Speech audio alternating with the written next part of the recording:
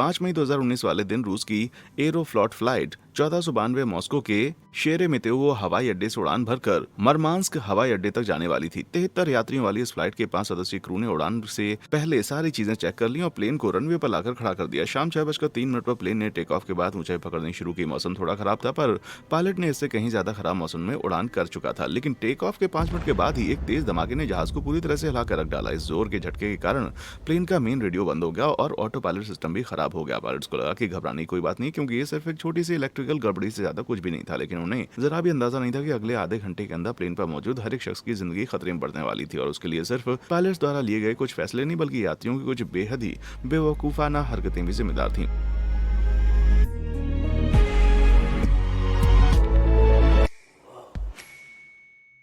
उस दिन रनवे पर आते वक्त फ्लाइट 1492 ने आसमान पर बड़े बड़े बादल मंडराते हुए देखे। वहीं बादल जो तेज बिजली कड़कने के साथ ढेर सारा पानी भी बरसाते हैं। वैसे तो पैसेंजर प्लेन्स को तूफान वगैरह झेलने के लिए डिजाइन किया जाता है, लेकिन फिर भी पायलट स्टॉर्म अवॉइडेंस क्लियरेंस की मांग कर सकता है।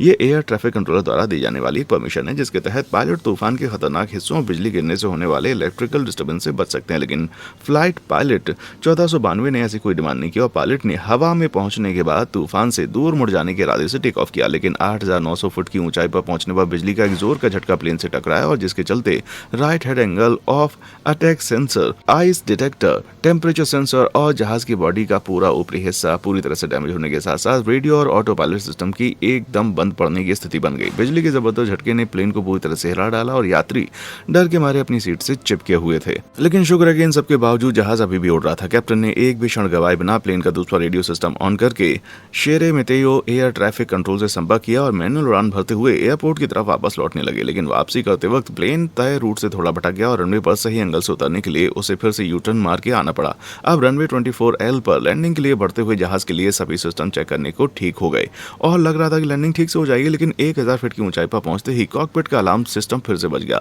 आगे विंड शीयर है, वापस लौटें। हवा के भाव की दिशा में अचानक से होने वाले बदलाव को विंड शीयर कहा जाता है और अगर ये स्ट्रॉन्ग ज्यादा है तो लैंडिंग बेहद मुश्किल या असंभव भी हो सकती है। फ्लाइट 1492 के कॉकपिट में यह वार्निंग अलार्म पूरे 5 दफा बजा, लेकिन न जाने किन कारणों से पायलट ने इसे इग्नोर करते हुए रनवे की तरफ उतरना जारी रखा। जब प्लेन 180 फीट की ऊंचाई पर पहुंचा तो अलार्म से आवाज आई ग्लाइड स्लोप। ये अलार्म टेरेन अवॉइडेंस सिस्टम का हिस्सा होता है, जो कि बता रहा था कि जहाज अपने इंस्ट्रूमेंट लैंडिंग सिस्टम से कुछ ज्यादा ही झुक गया था। आसान भाषा में कहा जाए तो रनवे की तरफ आते हुए जहाज की नोक नीचे की तरफ कुछ ज्यादा ही झुकी हुई थी। तेज हवा में लैंडिंग करते वक्त ज्यादातर प्लेन्स कोशिश करते हैं कि सबसे पहले पिछला पहिया जमीन के संपर्क में आए और बाद में अगला पहिया, ताकि जहाज लैंडिंग करते वक्त बाउंस ना करे। अब कैप्टन ने जहाज की नोक ऊपर उठाने के लिए स्पीड को 170 नॉट कर दिया, जो कि रिकमेंडेड स्पीड से 15 नॉट ज्यादा थी। पर अफसोस की समय रहते जहाज ऊपर ना उठा और 6:30 पर रनवे खत्म होने के 3000 फीट आगे जहाज के तीनों पहिए करीब 181 मील प्रति घंटे की रफ्तार के साथ एक साथ जमीन से टकराए। जमीन से टकराने पर जहाज हवा में 6 फीट ऊपर उछला और कुछ ही सेकंड के बाद जब रिवर्स थ्रस्टर चालू करने की कोशिश नाकाम हो गई तो जहाज फिर से जमीन से टकराकर इस बार 18 फुट उछल गया। यात्रियों ने अभी भी सीट बेल्ट बांध रखी थी, लेकिन इस झटके ने उन्हें गुड्डे गुड़ियों की तरह इधर उधर उछाल दिया। एक आखिरी कोशिश करते हुए कैप्टन ने टेक ऑफ थ्रस्टर ऑन करके जहाज को बचाना चाहा, लेकिन अफसोस कि अब बहुत देर हो चुकी थी। जहाज 161 मील की रफ्तार से आखिरी बार रनवे से टकराया और यही वो आखिरी जबरदस्त झटका था जिसने जहाज के पहिए, पंख और फ्यूल टैंक को पूरी तरह से तोड़ डाला। फटे हुए टैंक से बहते हुए ईंधन के कारण जहाज का पिछला हिस्सा जल उठा। जलता हुआ जहाज तेज रफ्तार से घिसटता हुआ आगे बढ़ रहा था और पीछे काले धुएं की मोटी धार छोड़ता चला गया। आखिरकार आग की लपटों से घिरा हुआ ये जहाज 2 टैक्सी वे के बीच में आकर के रुक गया। आग इतनी तेजी से फैल रही थी कि फ्लाइट के यात्रियों और क्रू के सदस्यों के पास सोचने के लिए वक्त नहीं था। गाढ़ा काला धुआं तेजी से जहाज के अंदर भर रहा था। केबिन क्रू के फौरन यात्रियों को बाहर निकालने के लिए कोशिश करनी पड़ी, वो भी एक ऐसा आधिकारिक आदेश दिए जाने से पूरे 3 सेकंड पहले। सभी यात्रियों को सामान छोड़कर जल्दी जल्दी बाहर निकलने का निर्देश दिया गया। क्रू मेंबर्स ने लात मारकर आगे वाला दाहिना दरवाजा खोला, जहां से जमीन तक पहुंचने के लिए रबर का बना एक स्लोप लटकाया गया। ये सब जहाज को रोकने के महज 8 सेकंड के भीतर जहाज रुकने के 17 सेकंड के बाद पहली यात्री प्लेन से बाहर आया, जिसके बाद एक एक करके सभी यात्री बाहर जाने लगे। वहीं कैप्टन को कॉकपिट से लटक रही एक रस्सी के सहारे प्लेन से बाहर आना पड़ा। 70 सेकंड बीतते बीतते प्लेन पर सवार आखिरी यात्री भी बाहर निकल गया। लेकिन जब सभी यात्री नीचे उतरकर जाने लगे तो पाया गया कि इस मुसीबत में यात्रियों ने सिर्फ खुद को नहीं बचाया, बल्कि बहुतों के हाथ में उनका हैंड लगेज भी आया हुआ था। कुछ यात्री तो अपने साथ अपने बैग वगैरह लेकर स्लोप से नीचे सरक रहे थे। मुझे यकीन नहीं हो रहा कि जब जहाज के पिछले हिस्से हादसे में फंसे यात्री खुद को धुएं से बचाने के लिए रेंग रेंग कर आगे बढ़ रहे थे। उस वक्त इस तरह के खुदगर्ज लोग किसी की जान बचाने के बारे में सोचना छोड़कर जलते हुए जहाज से बाहर निकलने से पहले ऊपर स्टोर में रखा हुआ अपना सामान उतारने में कीमती वक्त गवा रहे थे। जाहिर है उनकी इस हरकत ने पिछले हिस्से में फंसे यात्रियों क्रू मेंबर्स के लिए बाहर निकल पाना और मुश्किल बना दिया। ये बात बहुत ही खून खौलाने वाली है क्योंकि जहाज में सवार 78 यात्रियों में केवल 37 ही जिंदा बच पाए। एक्सपर्ट्स का मानना है कि एक बार जहाज में आग लगने के बाद पिछले हिस्से में फंसे लोगों के जिंदा बच पाने की उम्मीद बहुत ही कम थी, पर फिर भी सामान उतारने वाले वो लोग ना होते तो ये उम्मीद थोड़ी सी तो बढ़ ही जाती। जाहिर है ऐसी हरकत सुनकर आपको बहुत गुस्सा आ रहा होगा, पर बता दें कि इस तरह का इकलौता मामला नहीं है। लगभग हर हादसे में ऐसा ही देखा गया है। साल 2015 में ब्रिटिश एयरवेज की फ्लाइट 2276 का इंजन पूरी तरह से फेल हो गया, जिसके बाद प्लेन लॉस वेगास में रनवे पर ही धुंधु करके जल उठा। हादसे के चलते 157 यात्रियों और क्रू के 13 सदस्यों को आनंद वाहन में जहाज छोड़ना पड़ा और आश्चर्यजनक रूप से जहाज से उतरने वाले लगभग हर शख्स के साथ कोई न कुछ हाथ में भी था, यहाँ तक कि पहिए वाला बैग भी जरूर था। अगर बैगों से रबो स्लोप को पंचर कर देते या कोई बैग में फंस कर गिरता और रास्ता ब्लॉक कर देता तो क्या होता। जब ये क्लिप इंटरनेट पर फैली तो दुनिया भर के फ्लाइट क्रू सदस्यों ने यात्रियों के इस बर्ताव को बहुत ही स्वार्थी और घटिया करार दिया और मैं भी उनसे पूरी तरह सहमत हूँ। लेकिन अगर एक पल के लिए इन लोगों को बेनिफिट ऑफ डाउट दिया जाए तो क्या ऐसा संभव है कि वे अपना सामान वहीं छोड़ देने का इंस्ट्रक्शन ठीक से ना सुन पाए होंगे? मुझे तो नहीं लगता। कम से कम अगर यूनाइटेड एयरलाइंस फ्लाइट 1658 में होने वाली घटना को मद्देनजर रखते हुए कहा जाए तो जब ये फ्लाइट डेनवर कोलोराडो में लैंड हुई तो ट्रेन के नीचे से धुआं और आग उठता हुआ देखकर उसे फौरन खाली करने के आदेश दिए गए। वीडियो में साफ नजर आ रहा है कि अपना सामान वहीं छोड़कर जल्द से जल्द बाहर निकलने का इंस्ट्रक्शन बार बार दिए जाने के बावजूद बहुत से लोग अपना सामान उठाते हुए देखे जा सकते हैं और कुछ तो खड़े होकर ओवरहेड बिन को अच्छे से खंगाल रहे हैं। इन लोगों को जरा भी आइडिया नहीं था कि आग कितनी गंभीर है, फिर भी उन्होंने अपनी जान बचाने से ज्यादा जरूरी अपना सामान बचाना समझा। शुक्र है कि आग ज्यादा बड़ी नहीं थी और सभी 157 यात्री सही सलामत बाहर निकल आए। लेकिन अगर मामला क्रैश लैंडिंग का होता तो जाहिर है फ्लाइट 1492 एक अपवाद रही होगी, क्योंकि आमतौर पर जीवन और मृत्यु की स्थिति में फंसे लोग अपना सामान उठाने के बारे में नहीं सोचते है ना। लेकिन एमिरेट्स की फ्लाइट 521 में सवार यात्रियों ने साबित कर दिया कि हमारा ऐसा सोचना पूरी तरह से गलत है। एरोफ्लॉट फ्लाइट 1492 की तरह 3 अगस्त 2016 वाले दिन फ्लाइट 521 दुबई में लैंड करने वाली थी, जिस पर कुल 282 यात्री और 18 क्रू मेंबर सवार थे। लेकिन हवा के रुख और रफ्तार में अचानक से होने वाले बदलाव के कारण लैंड करते वक्त पहले प्लेन रनवे से टकराया, फिर उछला और फिर इधर उधर लहराने लगा। लेकिन फौरन बाहर निकलने की जगह यात्रियों ने ये हरकत शुरू कर दी।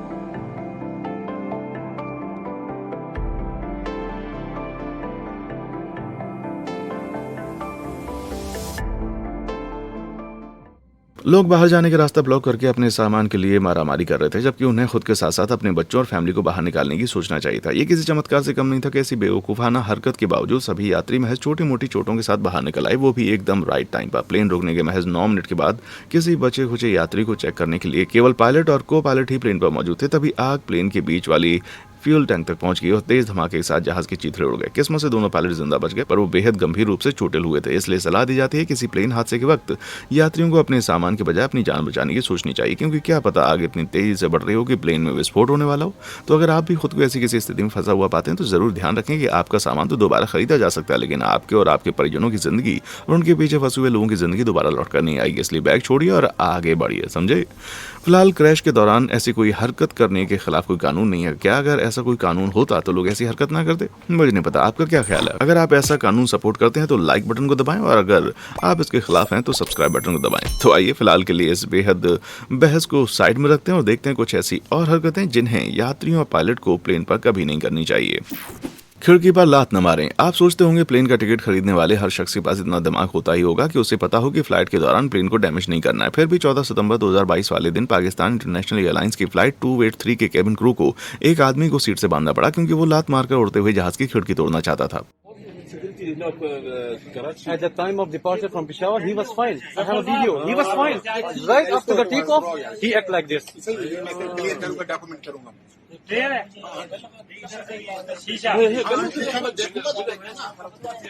You see? Don't do this.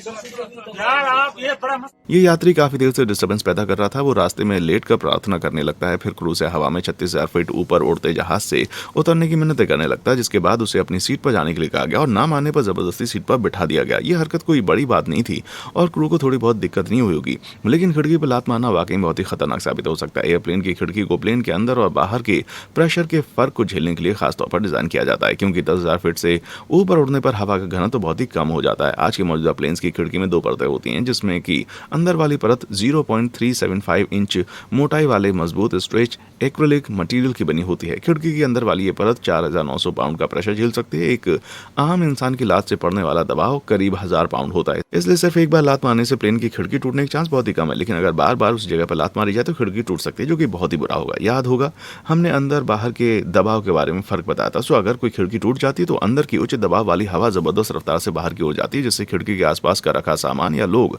हवा के झोंके के साथ खींचकर सुराग से बाहर जा सकते हैं। ऐसी हालत में ऑक्सीजन मास्क भी लटकने लगते हैं ताकि माहौल में यात्री जिंदा रहने के लिए सांस ले सकें। सो कुल मिलाकर फ्लाइट के दौरान प्लेन की खिड़की तोड़ने से ज्यादा बेवकूफी भरा फैसला और कोई नहीं हो सकता। शुक्र है कि प्लेन सही सलामत लैंड करके, जिसके बाद इस बदतमीज यात्री को पुलिस के हवाले करने के बाद जिंदगी में दोबारा कभी न उड़ान भरने का बैन लगा दिया गया। इस सजा ने तो जनाब को आपको हमेशा के लिए जमीन पर लाकर छोड़ दिया मेरे भाई।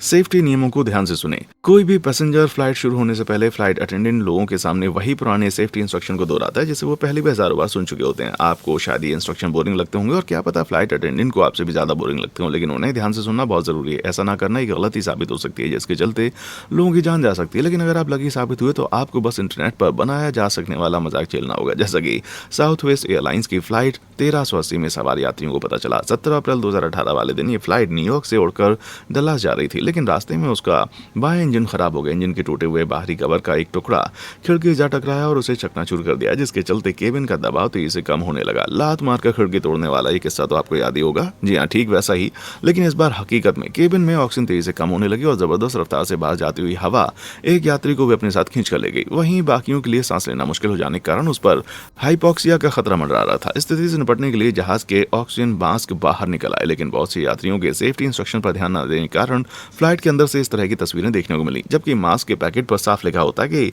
अपना नाक और मुंह दोनों ढक लीजिए, क्योंकि ऐसा करने से आपके मुंह और नाक के इर्द गिर्द एक एयर टाइट सील बन जाती है। माना कि नाक से सांस लेना ज्यादा रिलैक्सिंग फील होता है, लेकिन अगर हवा की गैर मौजूदगी में सांस लेना है तो फिर इससे अच्छा है कि मास्क ही पहने रहें। न्यूज और इंटरनेट पर तो इन यात्रियों का खूब मजाक ही उड़ा गया, पर वे फ्लाइट से पूरी तरह से सही सलामत बाहर निकल आए। वहीं कुछ लोगों ने यात्रियों से सहानुभूति जताते हुए कहा कि शायद मास्क अनकंफर्टेबल रहा हो। अब आप ही बताइए, क्या ज्यादा अनकंफर्टेबल है, टाइट मास्क पहनना या ऑक्सीजन के बिना तड़प तड़प कर मर जाना? अरे कमेंट में जवाब टाइप करना मत शुरू कर दीजिए भाई, ये बस एक सवाल था। ठीक है, आगे बढ़ते हैं। लाइफ जैकेट में हवा ना भरें। अब आपसे सर्वाइवल से जुड़ा एक सवाल पूछता हूँ, तैयार है? ठीक है, आप एक प्लेन पर सवार हैं जिसे इमरजेंसी की हालत में पानी पर लैंड करना पड़ा। आपने अपनी लाइफ जैकेट पहन रखी है और अपनी सीट से बाहर निकल रहे हैं, तभी आपने देखा कि प्लेन के अंदर पानी भर रहा है। ऐसे सिचुएशन में आप अपनी लाइफ जैकेट में हवा कब भरेंगे? ए, ठीक उसी क्षण, बी, जब पानी कमर तक पहुंच जाए, और सी, प्लेन से बाहर निकलने के बाद। फ्लाइट में अक्सर बैठने वाले लोगों को जवाब पता होगा, लेकिन अपने बालों को भीगने से बचाने का इरादा रखने वालों ने जरूर ए या बी चुना होगा। पर आपको बता दें, सही जवाब है ऑप्शन सी। अगर आप अपनी जैकेट में लैंडिंग से पहले या सीट पर बैठे हुए हवा भर लेते हैं और प्लेन में पानी भरने लगता है तो आपकी जैकेट अंदर भरते पानी के साथ उठने लगेगी, जिसके चलते आपके लिए बाहर निकलना और भी मुश्किल हो जाएगा। ठीक ऐसी एक घटना 1996 में हुई, जब इथियोपियन एयरलाइंस की फ्लाइट 961 को हाईजैक कर लिया गया। जहाज पानी में क्रैश हुआ और बहुत से यात्रियों ने सीट पर बैठे बैठे ही अपनी लाइफ जैकेट फुला दी, जिसके चलते उनमें से बहुत सारे डूबते हुए जहाज में फंस गए। नतीजा ये हुआ कि 153 यात्रियों में से केवल 44 इस हादसे में बच पाए। सो अगर आपको जिंदा बचना तो अपनी हेयर स्टाइल खराब होने की चिंता छोड़िए, बाहर निकलने के बारे में सोचिए और उसके बाद ही अपनी लाइफ जैकेट में हवा भरिए। ठीक है? फेक सपोर्ट एनिमल साथ न ले जाएं। 22 जुलाई 2019 वाले दिन अमेरिकन एयरलाइंस की फ्लाइट 3306 पर यात्रियों के साथ साथ एक इमोशनल सपोर्ट डॉग भी सवार हुआ। जब एक फ्लाइट अटेंडेंट कुत्ते के मालिक कोई सामान देने लगी तो कुत्ता आगे की तरफ लपका और फ्लाइट अटेंडेंट की उंगली को काट लिया, जिसके चलते बेचारी को 5 टांके लगवाने पड़े। इस घटना के करीब 2 साल पहले डेल्टा फ्लाइट 1430 पर भी एक ऐसी घटना देखने को मिली थी। इस बार कुत्ता अपने मालिक और एक दूसरे यात्री के बीच में बैठा हुआ था। टेक ऑफ के दौरान कुत्ता शायद घबरा गया और बिना किसी उकसाव या छेड़छाड़ के बगल वाले यात्री के मुंह पर जोर से बार बार काटने लगा। पर ऐसी घटना एक नहीं है बल्कि दो बार आखिर हो कह सकती है। साल 2010 के दशक में दुनिया भर की फ्लाइट्स और खासकर अमेरिका में इमोशनल सपोर्ट एनिमल्स को अपने साथ प्लेन पर ले जाना बहुत ही आम बात थी। आज ऐसा नज़ारा कभी कभार देखने को मिलता है, लेकिन एक ज़माने में यात्री अपने सपोर्ट एनिमल को साथ ले जा सकते थे, वो भी उन्हें कार्गो में ले जाने के लिए लगने वाली $1000 तक की फीस दिए बिना। यहाँ तक कि इस पर कोई भी पाबंदी नहीं थी कि आप अपने साथ किस तरह का जानवर फ्लाइट पर ले जा सकते हैं। बस एक ही नियम था और वो जानवरों को साथ ले जाने की इच्छा रखने वाले यात्रियों को अपने डॉक्टर का लिखा हुआ एक सर्टिफिकेट दिखाना होता था कि ये एक इमोशनल सपोर्ट एनिमल है। एयरलाइंस वालों को ये उम्मीद रहती थी कि ऐसे जानवर अपने मालिक की बातों को जरूर मानेंगे, लेकिन समस्या ये थी कि ऐसा सर्टिफिकेट हासिल करना बड़ा आसान है। दर्जनों ऐसी वेबसाइट्स हैं जहां पर कोई भी एक फॉर्म भरकर मिनटों में अपने कुत्ते को इमोशनल सपोर्ट एनिमल बताने वाला सर्टिफिकेट हासिल करके कार्गो की मोटी फीस देने से बच सकता है। लेकिन शांत से शांत मिजाज वाले जानवर के लिए भी प्लेन का सफर तनावपूर्ण हो सकता है, खासकर वो जानवर जिन्हें ऐसे माहौल के लिए ट्रेन ना किया गया। उसको फ्लाइट पर बिना ट्रेनिंग वाले तरह तरह के जानवर आने लग गए, जिनमें से कुछ का बर्ताव तो बड़ा ही घातक साबित हुआ, जैसा कि हमने होस्टेस की उंगलियां चबाने वाले उस कुत्ते के बारे में देखा। अब एयरलाइंस वाले सपोर्ट एनिमल से जुड़े नियमों को लेकर बड़े सख्त हो गए और कुछ खास तरह के जानवर ही साथ ले जा सकते हैं। इतना ही नहीं, एयरलाइन किसी भी जानवर को जब चाहे फ्लाइट पर ले जाने से मना कर सकती है। माना कि बिना पैसे दिए अपने प्यारे दोस्त को फैमिली ट्रिप पर ले जाना बड़ा आकर्षक है, पर प्लीज ऐसी कोशिश मत कीजिएगा अगर आप चाहते हैं कि आपका कुत्ता पिछले कुत्तों की तरह किसी की उंगलियां पूरा का पूरा चेहरा ना खा जाए। समझे मेरी बात? कॉकपिट का दरवाजा ना खोलें। 13 फरवरी 2022 वाले दिन अमेरिकन एयरलाइंस की फ्लाइट 1775 लॉस एंजलिस से उड़कर वाशिंगटन डीसी जा रही थी। तभी ऐसा लगा मानो जहाज सीधे नीचे की तरफ गिरता चला जा रहा हो। जहाज खतरनाक रफ्तार से नीचे जाते हुए कैंसस सिटी एयरपोर्ट पर लैंड कर गया, जिससे यात्री बुरी तरह से डर गए। पुलिस बुलाई गई और जब मौके पर पहुंचे तो नजारा वैसा नहीं था। उन्होंने मन में सोचा कि कई यात्रियों केबिन क्रू ने मिलकर एक यात्री को जमीन पर पटक दिया। जो कि सामान मिला उससे उस शख्स को दबाकर रखा, जिसमें एक कॉफी पॉट भी शामिल था। पर उस बेचारे ने आखिर किया क्या था? चश्मदीद गवाहों और पायलट ट्रांसक्रिप्ट के मुताबिक ये यात्री काफी देर से संदिग्ध रूप से पेश आ रहा था और फिर अचानक से कॉकपिट में जाने की कोशिश करने लगा। आमतौर पर फ्लाइट के दौरान कॉकपिट का दरवाजा अंदर से बंद रहता है और कम से कम 2 पायलट हर वक्त अंदर मौजूद रहते हैं ताकि प्लेन हाईजैक ना किया जा सके। ऐसे में अगर आप फ्लाइट के दौरान कॉकपिट का दरवाजा खोलने की कोशिश करते हैं तो आपको फ्लाइट क्रू के काम में दखल देने का दोषी करार देते हुए 20 साल तक के लिए जेल भेजा जा सकता है। अगली बार जब आपको फ्लाइट पर जोर की लगी हो ना, तब भी सामने जो दरवाजा दिखे उसमें घुसने के बजाय अटेंडेंट से पूछ लेंगे भैया टॉयलेट कहाँ पर है।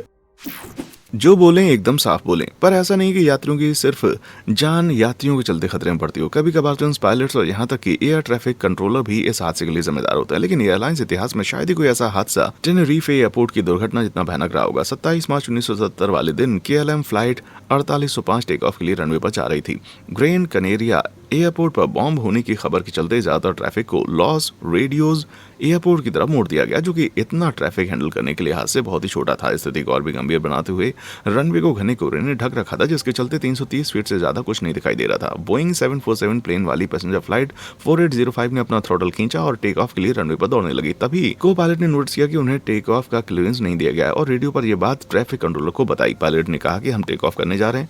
ये शब्द ज्यादा यूज नहीं किए जाते थे, जिसके जवाब में कंट्रोलर ने कहा ओके, जो खुद एक नॉन स्टैंडर्ड जवाब था। ओके का अपने आप में कोई मतलब नहीं हो सकता और इससे ये साबित नहीं होता कि कंट्रोलर पायलट की बात को पूरी तरह समझ पाया था, क्योंकि कंट्रोलर को लगा कि प्लेन रनवे पर आकर खड़ा हुआ और टेक ऑफ की परमिशन मांग रहा है, ना कि ये कि प्लेन टेक ऑफ के लिए ऑलरेडी रनवे पर दौड़ रहा है।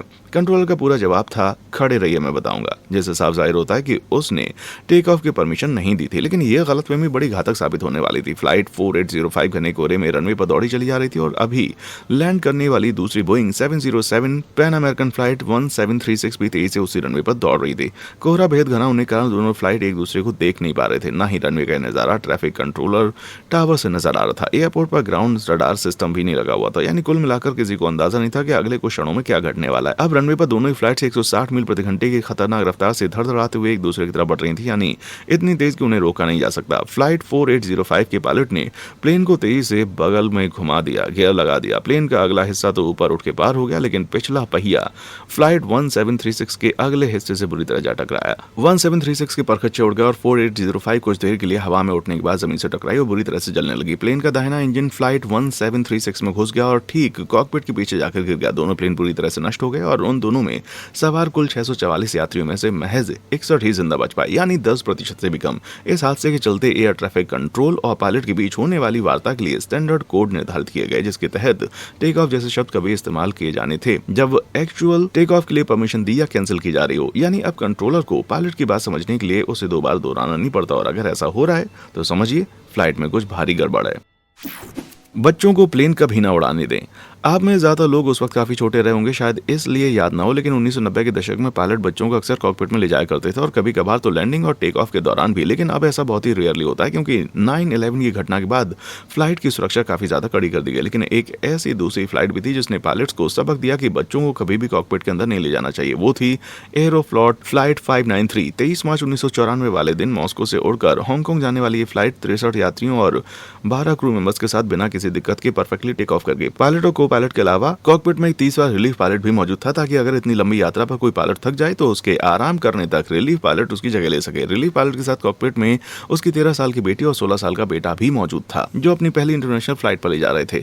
कुछ देर उड़ान भरने के बाद पायलट ने फ्लाइट का ऑटो पायलट इंजन ऑन कर दिया, जिसके बाद रिलीफ पायलट ने अपने बच्चों को कंट्रोल सीट पर बिठा दिया, जो कि नियमों के सख्त खिलाफ था। बच्ची वाली बाई पायलट सीट पर बैठ गई, जिसके बाद रिलीफ पायलट ने ऑटो पायलट की ऐसी सेटिंग ऑन की कि कंट्रोल घुमाने पर प्लेन रिस्पॉन्ड करे, जिससे बच्ची को लगा कि वो सच में प्लेन उड़ा रही है। फिर पायलट का बेटा सीट पर आकर बैठ गया, जिसने कंट्रोल कॉलम को इतनी जोर से लगाकर खींचा कि वो पूरे 30 सेकंड तक ऑटो पायलट के खिलाफ इंस्ट्रक्शन देता रहा। इसके चलते फ्लाइट कंप्यूटर ने प्लेन के पंखों पर लगा ऊपर नीचे होने वाले छोटे पंखों को ऑटो पायलट मोड से बदलकर मैनुअल कंट्रोल मोड पर डाल दिया, यानी अब बच्चा सचमुच प्लेन उड़ा रहा था। इस बदलाव को दर्शाने के लिए कॉकपिट में बिना आवाज वाली एक इंडिकेटर लाइट जल उठी। लेकिन तीनों पायलट जहाज के इस मॉडल से ज्यादा वाकिफ नहीं थे, क्योंकि उन्होंने पहले सोवियत द्वारा डिजाइन किए गए ही प्लेन उड़ाए थे, जिसमें ऐसी परिस्थितियों में एक अलार्म बजने लगता था। यानी तीनों में से कोई भी पायलट स्थिति को अभी भांप नहीं पा रहा था। आखिरकार जब बच्चे ने बताया कि प्लेन दाईं तरफ झुक रहा है, तब जाकर पायलट को एहसास हुआ कि कुछ गड़बड़ है। पायलट को लगा कि ऑटो पायलट अब भी ऑन है, इसलिए 9 सेकंड तक वो समझ ही नहीं पाई कि करना क्या है। इस दौरान प्लेन 45 डिग्री से झुककर 90 डिग्री के कोण तक पहुंच चुका था, जो कि प्लेन का डिजाइन अलाउ नहीं करता था। प्लेन तेजी से नीचे गिरने लगा और बिना पंखों के कंट्रोल के ऑटो पायलट ने प्लेन की नोक ऊपर करने की कोशिश की, जिसके चलते जहाज जाम पड़ गया और सीधा खड़ा नीचे जाने लगा। जबरदस्त ग्रेविटी का मुकाबला करते हुए पायलट प्लेन को नियंत्रित करने के लिए हाथ पैर मारते रहे, लेकिन अब ऑटो पायलट पूरी तरह से बंद हो गया था। तब जाकर क्रू मेंबर को समझ में आया कि अब पायलट ने बच्चे को उठाकर कंट्रोल सीट की कमान ले ली और जोर लगाकर प्लेन को सीधा किया। पर इस बार पायलट ने कुछ ज्यादा ही जोर लगा दिया और प्लेन सीधा ऊपर की तरफ चला गया, जो कि इसकी डिजाइन के खिलाफ था। अब प्लेन गोल गोल चक्कर खाकर नीचे गिरने लगा। आगे का पायलट ने जहाज को फिर से नियंत्रित कर लिया। अफसोस कि तब तक बड़ी देर हो गई थी। जहाज काफी ज्यादा नीचे आ गया था और 259 किलोमीटर प्रति घंटे की रफ्तार से सीधा जमीन से टकराया। प्लेन पर एक सवार यात्री जिंदा भी नहीं बच पाया। कहने की जरूरत नहीं कि ऐसा हादसा कभी नहीं होना चाहिए था और फ्लाइट के दौरान लाइसेंसधारी पायलट के अलावा किसी को भी कंट्रोल की सीट पर बैठने की इजाजत नहीं होनी चाहिए। इस नियम का सख्ती से पालन किया जाना चाहिए। इस दुर्घटना के बाद दुनिया भर के पायलट्स और एयरलाइंस ने फ्लाइट के दौरान नियमों के इस तरह खुलकर उल्लंघन करने के खिलाफ सख्ती से कार्रवाई करने के कदम उठाए। चलो, इस पूरी घटना से आने वाले समय के लिए कुछ तो फायदा हुआ। वीडियो की कुछ कहानियां जो कि वाकई में बड़ी भयानक थी। क्या आप भी कभी ऐसी किसी फ्लाइट में सवार हुए जिसमें कोई यात्री परेशानियां खड़ी कर रहा हो? नीचे कमेंट सेक्शन में आकर हमें जरूर बताएं। और हाँ, देखने के लिए शुक्रिया।